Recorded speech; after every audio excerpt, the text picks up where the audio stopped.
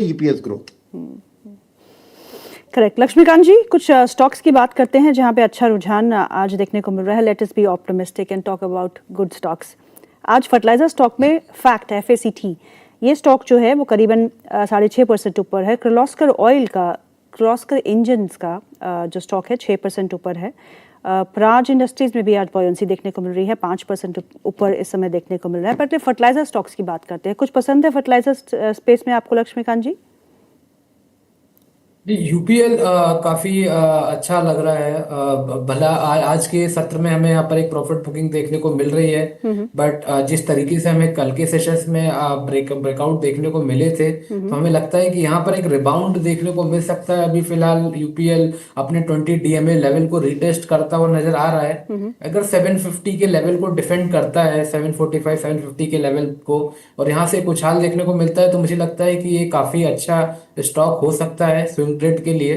और अगर 770 के लेवल्स टूटते हैं, तो मुझे लगता है कि वहां से एक नई अपसाइड की रैली की शुरुआत हो सकती है, और उसके बाद हमें 800 के लेवल्स देखने को मिल सकते हैं यूपीएल में। तो यहाँ पर हमारी नजर होनी चाहिए। तो 750 का भी लेवल काफी अच्छा लेवल है। रिस्क रिवॉर्ड रेशियो यहाँ पे फेवरेबल नजर आ रहा है। 730 के स्टॉप लॉस के साथ हम यूपीएल में बाय कॉल ले सकते हैं। फ्रेश बाइंग मोमेंटम के लिए थोड़ा सा वेट करना पड़ सकता है। 770 के ऊपर अगर ट्रिगर होते हैं, तो फिर हमें 800 तक के लेवल्स यूपीएल में आने वाले समय में देखने को मिल सकते हैं। दो और स्टॉक्स पूछना चाहूंगी लक्ष्मीकांत जी आपसे। एक अशोक लेलैंड जो अपने 52 हफ्ते के उच्चतम स्तरों पे ऑल टाइम हाई पे कामकाज कर रहा है, और वेदांता 550 का स्तर है।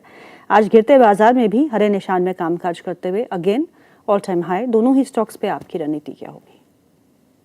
ठीक है, अशोक लेलैंड का भी ट्रेंड काफी स्ट्रांग है। ये स्टॉक आउट परफॉर्मर रहा है। इवन अगर हम बेंचमार्क निफ्टी ऑटो से अगर इसको कंपेयर करते हैं, तो वहां पर से भी यहाँ पर इसके जो रेशियो चार्ट है वो आगे बढ़ते हुए नजर आ रहे हैं। तो ओवरऑल एक अच्छा खासा स्ट्रेंथ है, बट बाइंग के लिए मुझे लगता है कि थोड़ा सा वेट करना चाहिए। अगर एक बार ये स्टॉक 156 158 के लेवल को रिटेस्ट करता है, तो मुझे लगता है वहां पर एक बाइंग अपॉर्चुनिटी हमें दिखाई दे रही है।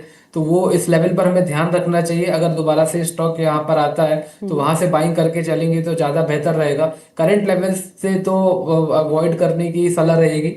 मुझे लगता है कि एक बार हमें मौका देगा स्टॉक 155 158 की रेंज के आसपास, जहां से हमें फिर से बाइंग करेंगे तो ज्यादा बेहतर रहेगा। हाँ, जिनके पास पहले से है उनके लिए स्टॉप लॉस मैं बताना चाहूंगा कि मुझे लगता है कि 145 का एक स्ट्रॉन्ग सपोर्ट है। वहां पर इसके 50 DMA लेवल भी आ रहे हैं, और वहां पे पिछले सेशंस में ब्रेक थ्रू देखने को मिले थे। मुझे लगता है कि जब तक इसके ऊपर रहता है, तब तक इसमें जो ट्रेंडिंग मूव है वो बना रह सकता है। यहाँ से हम 180 के लेवल्स का एक्सपेक्टेशन रख सकते हैं।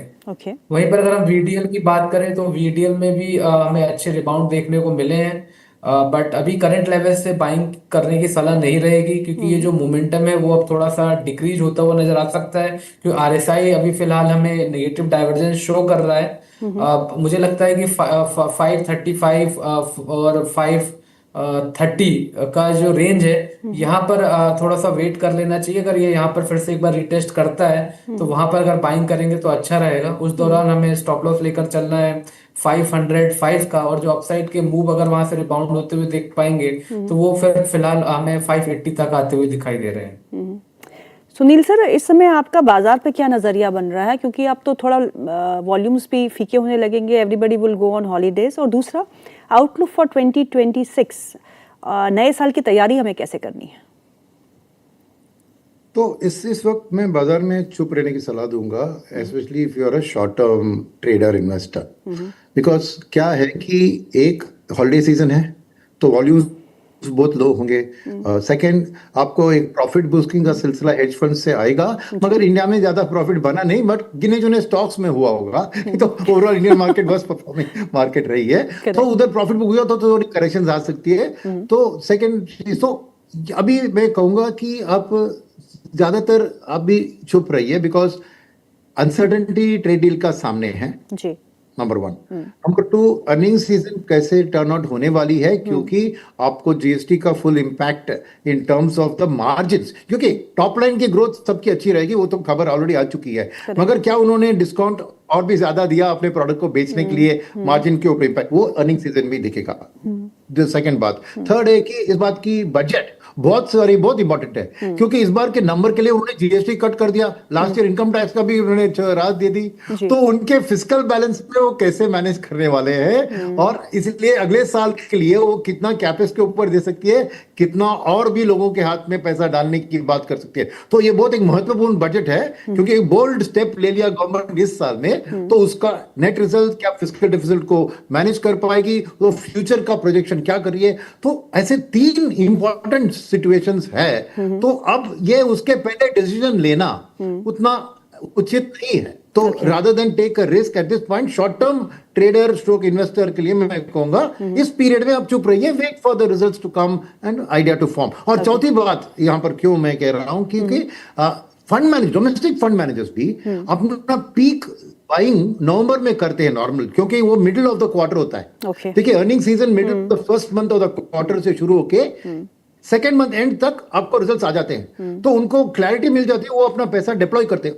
और दिसंबर में खास करके वो आइदर लार्ज कैप्स में निवेश करते हैं या कैश में रखते हैं, ताकि अर्निंग सीजन में वो सही स्टॉक्स या सही सेक्टर्स को खरीदने के लिए हाथ में फायर पावर रखे। तो अभी इवन डोमेस्टिक फंड मैनेजर्स थोड़ी ठंडे तरीके से रहेंगे, तो इसलिए अब के लिए वो नहीं। अब 2026 की बात करते हैं, तो 2026 में मैं रीजनेबली बुलिश हूं, क्योंकि I believe the worst is behind us. क्योंकि नॉर्मली कहते हैं कि market should track the nominal GDP of the country, तो लास्ट ईयर का नॉमिनल जीडीपी मार्केट ने नहीं ट्रैक किया भले ही वो 8.8 एवरेज फॉर द ईयर 9 भी समझे, तो लार्ज कैप ने 5% दिया, मिड कैप का 1 ईयर का रिटर्न फ्लैट है, और स्मॉल कैप तो भयंकर नेगेटिव है। तो कहीं से मार्केट ने नॉमिनल जीडीपी को बीट करना है मार्केट को, वो बात सही नहीं हुई। तो अगले साल में जरूर ये कैचअप रैली होगी, करेक्शन होगी। ये एक मोटा मैक्रो थॉट है।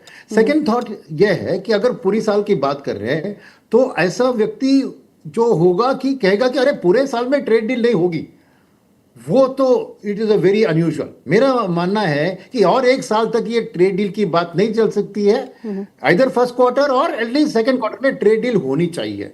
तो 2026 अगर आपको फुल ईयर का आउटलुक है और एंड ऑफ द ईयर तक वेट करने के लिए तैयार है, तो ये मान के चलिए कि ट्रेड डील किसी फॉर्म में हो जाएगी। और अगर वो हो जाएगी तो ध्यान आपका रहना चाहिए, एक तो बात है कि रुपये का भी भयंकर डिप्रिसिएशन हो गया जी, और एक साल इतना भयंकर डिप्रिसिएशन की भी उम्मीद नहीं है मेरे पर। तो इसलिए मेरा मानना है कि एफआई की वापसी, रुपये का रीजनेबल डिप्रिसिएशन और स्ट्रेंथनिंग, और ट्रेड डील हो जाएगी। और कंजम्पशन का जो भी इम्पैक्ट फेस्टिवल में शुरू हुआ था, वो आपको यह मार्च एंड में ऑटो सेल्स में, समर में कूलिंग रिलेटेड ड्यूरेबल्स की सेल्स में, और रियल्टी में, ये सब आपको during the year economic support देगी। तो इस हिसाब से मेरा मानना है कि आपके फोकस होनी चाहिए। और फाइनली एक और बात मैं पिछली शो में भी कहा था कि टॉप लाइन कंजम्पशन का गारंटीड है, मार्जिन्स अनश्योर है। ये टॉप लाइन के कारण देश में कैपेसिटी यूटिलाइजेशन जरूर बढ़ेगी। तो प्राइवेट कैपेक्स का भी मुझे 2026 लास्ट क्वार्टर तक डेफिनेटली पिकअप होते हुए दिख रही है। तो ये सब फैक्टर्स को मन में रखते हुए मैं कहूंगा कि आपको थोड़ा हौसला रखना है। You have to be courageous in the market, and bad news है तो अवॉइड नहीं करना चाहिए, निवेश करना चाहिए। कहां पे? Take the risk. कहां? Export oriented sectors. उसके दो कारण है। जब एक्सपोर्ट ओरिएंटेड में एक टैरिफ इंपैक्टेड एक्सपोर्ट सेक्टर होते हैं, जिनका टैरिफ का सोल्यूशन से जरूर एक पॉजिटिव रुझान आ जाएगा, और जो नहीं चला है वो तेजी से चलेगी, नंबर 1। बट नंबर 2, 7% का डिप्रिसिएशन हुआ है रुपये में डॉलर। तो जिस कंपनी का डॉलर का सेल्स है, चाहे वो आईटी सेक्टर में हो या फार्मा में हो, उनकी रुपये ईपीएस में भयंकर प्रॉफिट ग्रोथ आप देखेंगे बिकॉज ऑफ डिवैल्यूएशन। करेक्ट। मानते हैं कि उनकी 3-4% भी सेल्स की कांस्टेंट करेंसी में ग्रो होगी, बट रुपये का डिवैल्यूएशन के कारण वो डबल डिजिट भी पहुंच सकता है। तो एक्सपोर्ट सेक्टर की earnings positively correlated with rupee devaluation है। तो मेरा मानना है कि ये अच्छा वक्त है आपको एक्सपोर्ट ओरिएंटेड सेक्टर्स में, कुछ टैरिफ इंपैक्टेड है, कुछ नहीं है जैसे आईटी या फार्मा, बट सबको मिलाकर आप निवेश करेंगे तो डेफिनेटली इस साल एक्सपोर्ट स्टोरी का पिकअप का आपको रिटर्न्स मिलेंगे, नंबर 1। नंबर 2, इंफ्रास्ट्रक्चर के ऊपर आपको ध्यान देना चाहिए बिकॉज कैपेसिटी एक्सपेंशन के काम शुरू होगी। और तीसरा, कंजम्पशन एक सेफ्टी सेक्टर होगा, क्योंकि ज्यादातर ये ग्रोथ आउटलुक डिस्काउंटेड है प्राइसेस में ऑटो के, मगर कंज्यूमर ड्यूरेबल अभी भी नेगेटिव में चल रही है, एफएमसीजी भी नेगेटिव में चल रही है। तो ओवरऑल कंजम्पशन का भी एक रीजनेबली सेफ्टी, बिकॉज एफएमसीजी एक एफआईएस की पसंदीदा सेक्टर है। तो मैं अगर पोर्टफोलियो आज क्रिएट करूंगा तो ये 3 बेसिस पर कि ट्रेड डील सॉल्व होगी, एफआईएस की वापसी होगी, और एक साल अपना एक ईपीएस ग्रोथ अपने जीडीपी से कम नहीं होगा। ईपीएस ग्रोथ की जो रिस्पेक्ट है वो मार्केट को देना पड़ेगा इस साल। तो एक डिसेंट सा रिटर्न डेफिनेटली आप 2026 में एक्सपेक्ट कर सकते हैं, यही मेरी सलाह है। जी, लक्ष्मीकांत जी, आपके रडार पे कौन से शेयर है, शॉर्ट टर्म या लॉन्ग टर्म?